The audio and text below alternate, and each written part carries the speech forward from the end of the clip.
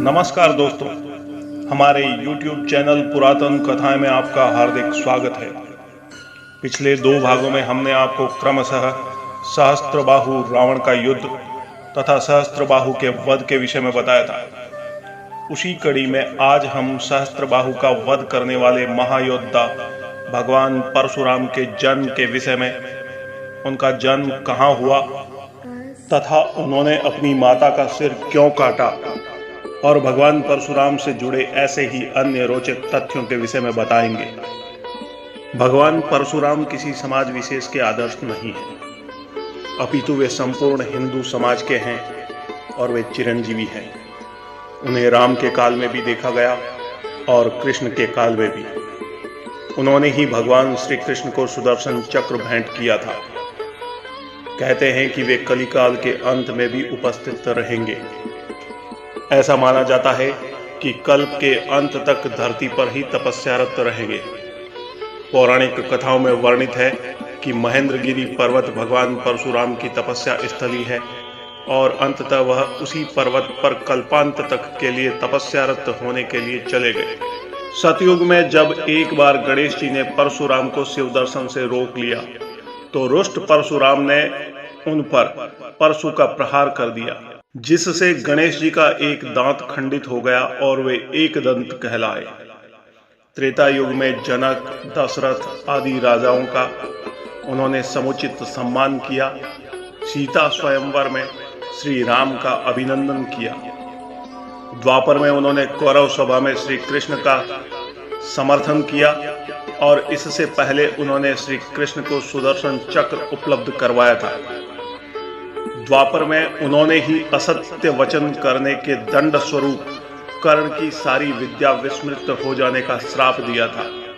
उन्होंने भीष्म, द्रोण और कर्ण को शस्त्र विद्या प्रदान की थी।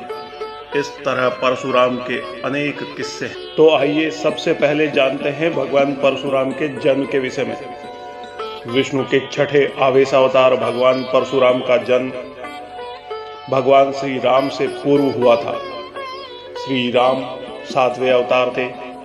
वर्तमान शोधकर्ताओं के द्वारा रामायण और अन्य पौराणिक साक्ष्यों के आधार पर भगवान परशुराम का जन्म वैशाख शुक्ल तृतीया के दिन रात्रि के प्रथम प्रहर में हुआ था। इनका जन्म समय सतयुग और त्रेता का संधिकाल माना जाता है। मान्यता है कि पराक्रम के प्रतीक भगवान परशुराम का जन्म 6 उच्च ग्रहों के योग में हुआ था। इसीलिए वह तेजस्वी, ओजस्वी, वर्चस्वी और महापुरुष बने। भगवान परशुराम का जन्म अक्षय तृतीया पर हुआ था, इसीलिए अक्षय तृतीया के दिन परशुराम जयंती मनाई जाती है। वैशाख मास के शुक्ल पक्ष की तृतीया तिथि को पुनर्वसु नक्षत्र में रात्रि के प्रथम प्रहर में उच्च ग्रहों से युक्त मिथुन राशि पर राहु के स्थित रहते माता रेणुका के गर्भ से भगवान परशुराम का प्रादुर्भाव हुआ था। अक्षय तृतीया को भगवान परशुराम का जन्म माना जाता है। इस तिथि को प्रदोष व्यापिनी के रूप में ग्रहण करना चाहिए, क्योंकि भगवान परशुराम का प्राकट्य काल प्रदोष काल ही है। भगवान परशुराम के जन्म की तिथि और कालखंड को लेकर बहुत ज्यादा मतांतर नहीं है, परंतु उनके जन्म स्थान को लेकर अलग अलग मान्यताएं हैं। पहली मान्यता के अनुसार भगवान परशुराम का जन्म वर्तमान बलिया के खेराडीह में हुआ था। इस मत के समर्थन में अभिलेखीय और पुरातात्विक साक्ष्यों को प्रस्तुत किया जाता है, जिसमें उत्तर प्रदेश के शासकीय बलिया गजेटियर में इसका चित्र सहित संपूर्ण विवरण भी उपलब्ध है। 1981 ईस्वी में बनारस हिंदू विश्वविद्यालय के प्रोफेसर डॉक्टर के सिन्हा की देखरेख में हुई पुरातात्विक खुदाई में यहाँ 900 ईसा पूर्व के समृद्ध नगर होने के प्रमाण भी मिले हैं। ऐतिहासिक सांस्कृतिक धरोहर पांडुलिपि संरक्षण जिला समन्वय द्वारा की गई ऐतिहासिक खोज से वैदिक ऋषि परशुराम की प्रामाणिकता सिद्ध होने के साथ साथ इस कालखंड के ऋषि मुनियों वशिष्ठ, विश्वामित्र, पराशर, वेदव्यास आदि के इतिहास की कड़ियां भी सुगमता से जुड़ जाती है। जन्म स्थान को लेकर दूसरी मान्यता के अनुसार मध्य प्रदेश के इंदौर के पास स्थित महू से कुछ ही दूरी पर स्थित है जानापाव की पहाड़ी, जिस पर भगवान परशुराम का जन्म हुआ था। यहाँ पर भगवान परशुराम के पिता ऋषि जमदग्नि का आश्रम था। कहते हैं कि प्राचीन काल में इंदौर के पास ही मुंडी गांव में स्थित रेणुका पर्वत पर माता रेणुका रहती थी। तीसरी मान्यता के अनुसार छत्तीसगढ़ के सरगुजा जिले में घने जंगलों के बीच स्थित कलचा गांव में एक आर्कियोलॉजिकल साइट है, जिसे सतमहला कहा जाता है। मान्यता है कि जमदग्नि ऋषि की पत्नी रेणुका इसी महल में रहती थी और भगवान परशुराम को यहीं जन्म दिया था। कलचा गांव देवगढ़ धाम से महज 2 किलोमीटर दूर है और उस पूरे क्षेत्र में ऋषि मुनियों के इतिहास से जुड़े कई अवशेष बिखरे पड़े हैं। हरे भरे जंगलों और पहाड़ों के बीच स्थित छत्तीसगढ़ का सरगुजा क्षेत्र प्राचीन रामायण कालीन दंडकारण्य का एक हिस्सा है। एक अन्य चौथी मान्यता के अनुसार उत्तर प्रदेश में शाहजहांपुर के जलालाबाद में जमदग्नि आश्रम से करीब 2 किलोमीटर दूर पूर्व दिशा में हजारों साल पुराने मंदिर के अवशेष मिलते हैं, जिसे भगवान परशुराम की जन्मस्थली कहा जाता है। महर्षि ऋचिक ने महर्षि अगस्त्य के अनुरोध पर जमदग्नि को महर्षि अगस्त्य के साथ दक्षिण दिशा में कोंकण प्रदेश में धर्म प्रचार का कार्य करने के लिए भेज दिया।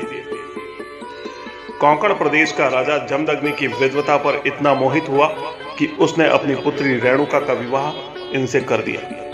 इन्हीं रेणुका के पुत्र के रूप में भगवान परशुराम का जन्म हुआ। महर्षि जमदग्नि ने गृहस्थ जीवन में प्रवेश करने के बाद धर्म प्रचार का कार्य बंद कर दिया और राजा गादी, जो कि महर्षि विश्वामित्र के पिता थे, की स्वीकृति लेकर उन्होंने अपना जमदग्नि आश्रम स्थापित किया और अपनी पत्नी रेणुका के साथ वहीं रहने लगे।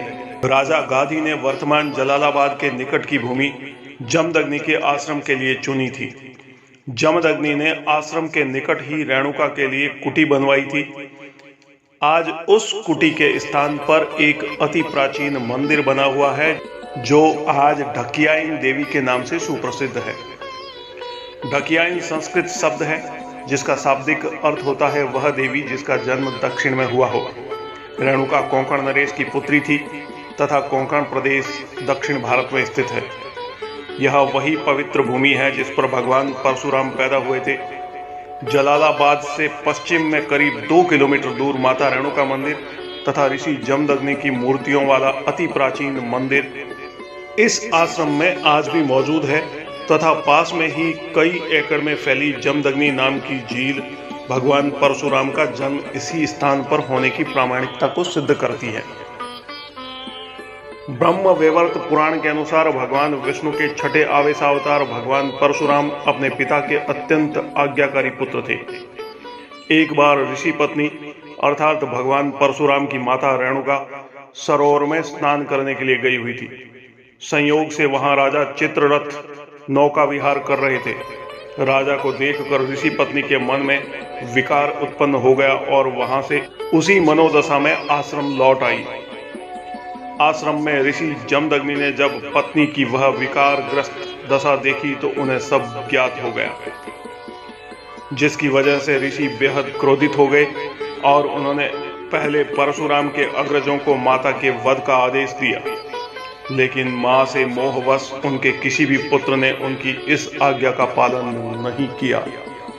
लेकिन जब भगवान परशुराम आश्रम आए और पिता ने मां का वध करने के लिए कहा तो उन्होंने पिता की आज्ञा का अक्षरशः पालन किया।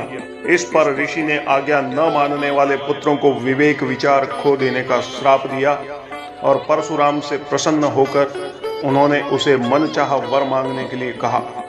इस पर परशुराम ने अपने पिता से माता को पुनः जीवित करने का वरदान मांगकर अपनी मां को नवजीवन प्रदान किया। अपने पुत्र की तीव्र बुद्धि देखकर अति प्रसन्न ऋषि पिता ने परशुराम को दिगंत तक ख्याति अर्जित करने का तथा समस्त शस्त्र और शास्त्रों का ज्ञाता होने का आशीर्वाद दिया। तो दोस्तों, हमारा आज का यह अंक आपको कैसा लगा? कमेंट्स बॉक्स में अपनी प्रतिक्रिया के साथ लाइक करके अनुग्रहित करें तथा हमारे YouTube चैनल पुरातन कथाएं को सब्सक्राइब करें, शेयर करें। धन्यवाद।